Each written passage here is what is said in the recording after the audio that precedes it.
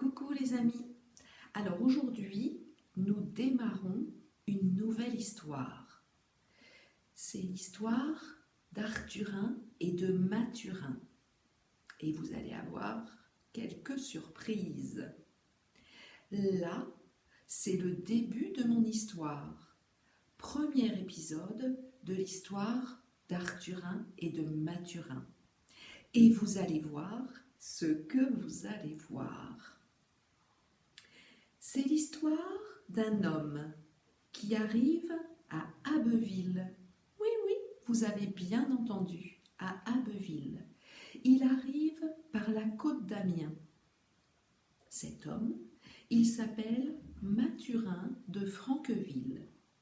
Vous ne le savez peut-être pas, mais Mathurin, c'est le fils du maître du domaine de Conteville.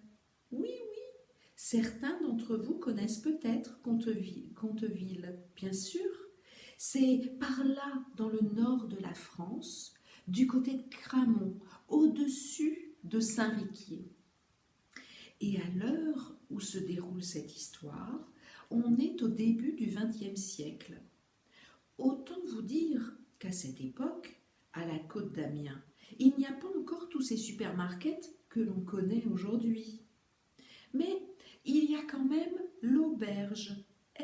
Elle existe déjà, tout en haut de la côte. Vous savez, l'auberge qui s'appelle le Relais de Picardie. Eh bien, Mathurin de Franqueville, lui, il en sort de l'auberge et il arrive sur Abbeville. Il faut dire que notre Mathurin n'est pas peu fier de rentrer chez lui à Conteville.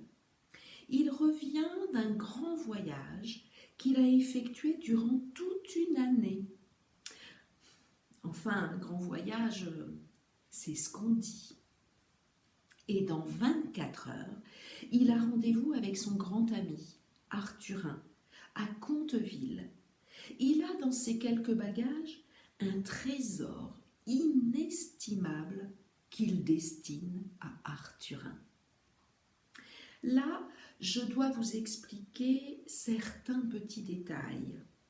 Arthurin et Mathurin se connaissent, ma foi, depuis qu'ils sont tout petits. Ils sont tous deux originaires de Conteville. Mathurin est le fils du maître du domaine et Arthurin, lui, est un fils de paysan. Mais contrairement à ce que l'on pourrait penser, Arthurin a quelques facilités d'esprit. Et depuis que Mathurin et Arthurin vont tous deux à l'école du village, ils sont toujours fourrés ensemble à faire les 400 coups. Ils se sont inventés un petit jeu, Arthurin et Mathurin. Ce jeu est devenu avec le temps un jeu annuel. Oh, il n'est pas bien méchant ce jeu, mais un peu idiot tout de même. Enfin, un jeu comme peuvent en inventer certains hommes. Donc voilà, l'un après l'autre, Arthurin et Mathurin se lancent des défis. Et ils sont passés par toutes sortes de défis. Vous pouvez bien vous l'imaginer. Il y a eu au début Arthurin qui a défié Mathurin d'aller voler quelques pommes, pas mûres, dans le jardin du curé. Enfin, ce que l'on a tous fait, quoi. Puis, Mathurin qui a défié Arthurin d'embrasser la belle Hélène, la fille du boulanger, le jour de la fête du village, devant tous les autres copains sur la place. Et puis, il y en a eu bien d'autres des défis, certains plus saugrenus que d'autres. Il faut dire qu'à cette époque, Arthurin et Mathurin étaient amis comme cochons.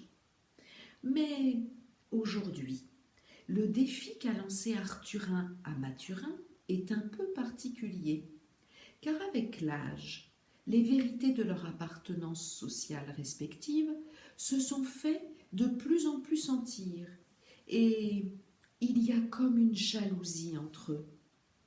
Il y a exactement 1 an moins 1 jour, Arthurin s'est pris une déculottée. Il n'a pas réussi son défi. Et depuis, il ne souhaite qu'une chose, se venger de Mathurin. Il a donc mis au défi Mathurin, son grand ami, qui n'est jamais sorti de son domaine de Conteville, de lui ramener une preuve réelle d'un voyage autour du monde. Ce défi est très important pour Arthurin et Mathurin, car c'est aussi un peu le défi de leur grande amitié. Et quand tous les mots d'aujourd'hui sont dits, c'est que mon premier épisode de l'histoire d'Arthurin et de Mathurin est fini. À demain les amis, portez-vous bien et restez bien chez vous. Au revoir.